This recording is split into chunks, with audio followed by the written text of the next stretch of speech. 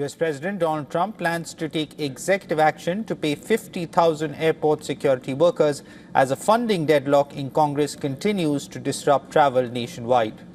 Trump instructed the Department of Homeland Security to urgently clear payments of Transportation Security Administration officers to address the staffing crisis at major airports across the country.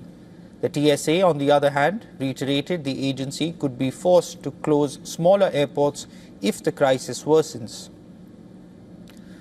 Long lines of travelers wound through Houston's George Bush Intercontinental Airport this week, with waiting time over 2 hours at some terminals due to the standoff. Meanwhile, White House Press Secretary Karoline Leavitt said President Donald Trump was prepared to pursue all legislative options, including reconciliation, to pass the Save America Act and end shutdown, amid deadlock among lawmakers over the funding. Senator Mike Lee said it's essentially impossible to pass the Save America Act through reconciliation. What's your reaction to that? Is the president worried that that strategy might fail?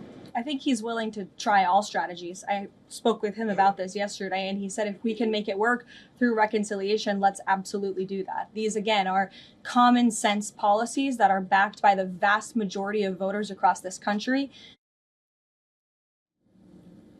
According to the DHS, nearly 500 airport security officers have quit since the start of a partial government shutdown in February, as a congressional dispute over the department's funding forced TSA officers to work without pay.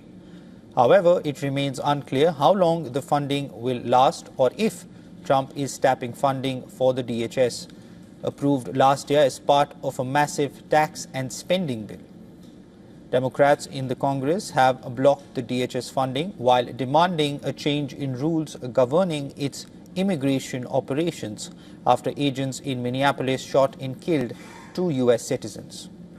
However, Republicans have rejected repeated proposals by Democrats to fund TSA separately as negotiations continue over reforms to immigration and customs enforcement.